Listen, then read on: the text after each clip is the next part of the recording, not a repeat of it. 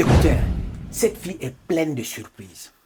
Peux-tu imaginer un seul instant que la personne que tu es en train d'appeler ton père, c'est la personne qui a juré que tu ne seras jamais une personne. La personne justement qui peut même aller au-delà, faire, concocter justement des produits mystiques pour que tu n'évolues jamais, pour que tu n'aies jamais la paix, pour que tu n'aies jamais eu, pour que tu ne sois jamais un être humain sur cette terre-là. Est-ce que vous pouvez l'imaginer? Laissez-moi vous raconter l'histoire de ce jeune homme-là. C'est un jeune homme qui vit justement dans la famille, avec sa mère, sa soeur et puis son papa. C'est un monsieur, ce monsieur-là, il a toujours appelé son papa parce que pour lui, c'est son papa. Sa maman, quand elle se mariait, le monsieur a accepté sa maman et lui-même. Et a accepté les prendre justement comme membre de sa propre famille. Le monsieur s'est marié avec sa maman. Et lui, il était le premier, disons, le premier fils. Même si en réalité, le monsieur n'était pas son père biologique. Ils sont restés ensemble en train de vivre. Le jeune homme, là, il grouillait à gauche, à droite, mais rien ne marchait. Il ne comprenait pas ce qui se passait. Plus il faisait des efforts et plus rien ne se passait. Il commençait à avoir des points d'interrogation dans sa tête. Et à tout moment, son père adoptif, si on veut, son parrain, lui répétait qu'il ne valait rien, qu'il ne serait jamais rien, que ses amis, justement ceux qui ont son âge, sont en train de bien se débrouiller, ils sont en train de faire ceci, ils sont en train de faire cela, et lui, rien. Mais le monsieur, il continuait justement ses différentes prières pour que Dieu justement réponde à ses prières, pour qu'il sache ce qui ne se passait pas. Car pour lui, c'était quelque chose d'extraordinaire. C'était quelque chose de surnaturel. Il n'arrivait pas à comprendre. Il a étudié, c'est vrai. Il a une connaissance, c'est vrai. Il a appris un métier, c'est vrai. Mais malgré tout, il n'arrive pas à décrocher quelque chose. C'est là qu'un beau jour, ce qui doit se passe, non? Il se retrouve dans la chambre, dans le coin secret de son père adoptif.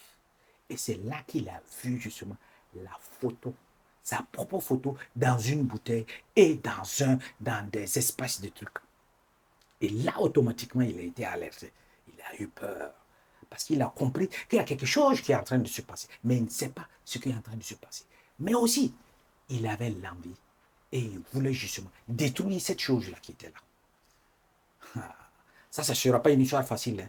Parce que quand tu te trouves en face de ces différentes, tu te trouves en face d'une image pareille, tu vois ta photo dans une bouteille, tu vois justement des morceaux de cola à gauche, à droite, tu vois une pintade vivante attachée. Mais Joe, c'est pas que tu as le courage de tout prendre. Et lui, il a commencé à imaginer, à concocter comment il va résoudre ce problème. Il fallait qu'il trouve une solution pour pouvoir amener son père adoptif, justement, à avouer, à accepter que c'était lui qui était à l'origine de ces différents problèmes. Mais la solution, rapidement, on la trouve. Hein. On dit qui cherche, trouve. Voilà que le monsieur, avec son ami, ils ont trouvé la solution. Donc, il est allé demander à son ami de lui prêter sa voiture neuve. Son ami venait d'acheter nouvellement une voiture flambant neuve. Donc, il a demandé à son ami de lui prêter et de faire passer justement cette voiture-là comme la sienne. Et son plan était très simple. Il allait amener cette voiture dans la maison et voir automatiquement la réaction de chaque membre de la famille. Ainsi, il aurait une idée et il saura exactement ce qui est en train de se passer. Donc, il rentre avec le véhicule tout neuf dans la maison. Et premièrement, dès qu'il arrive, il ouvre le portail et commence à crier, maman, venez, oh, oh, j'ai réussi, oh, j'ai eu l'argent, oh, j'ai acheté cette voiture. Oh. Sa maman est sortie. Sa maman était très contente, c'est naturel.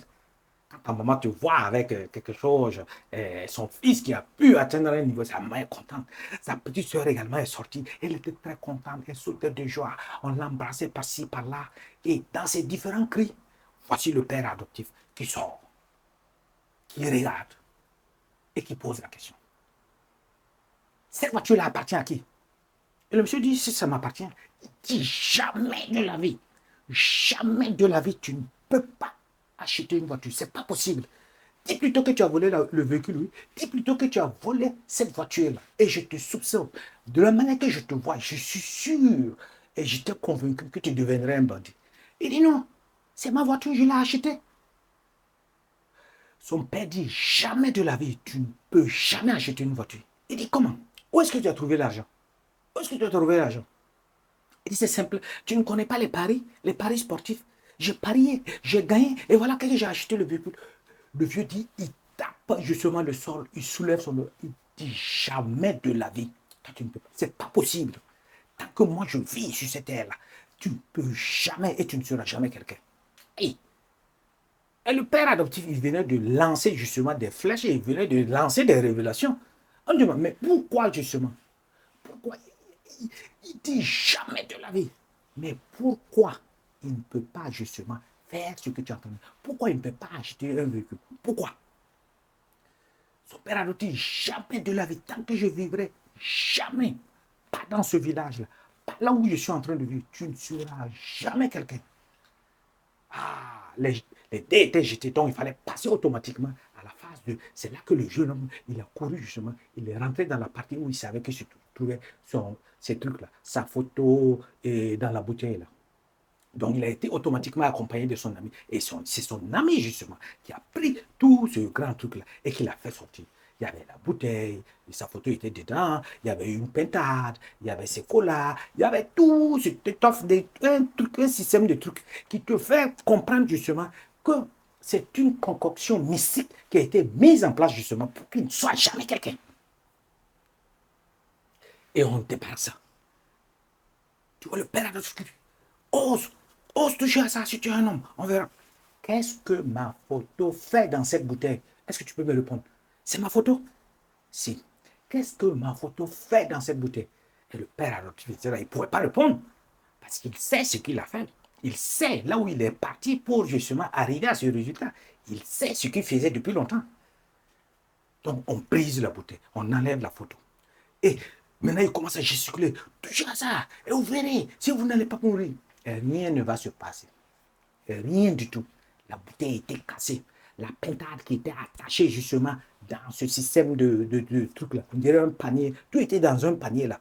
Justement, on a coupé les cordes de la pintade. Ok. Les autres trucs là, on a pris ça, on a jeté. Tout ce que tu as eu à manigancer dans les nuits secrètes là, aujourd'hui là, c'est la fin, c'est fini.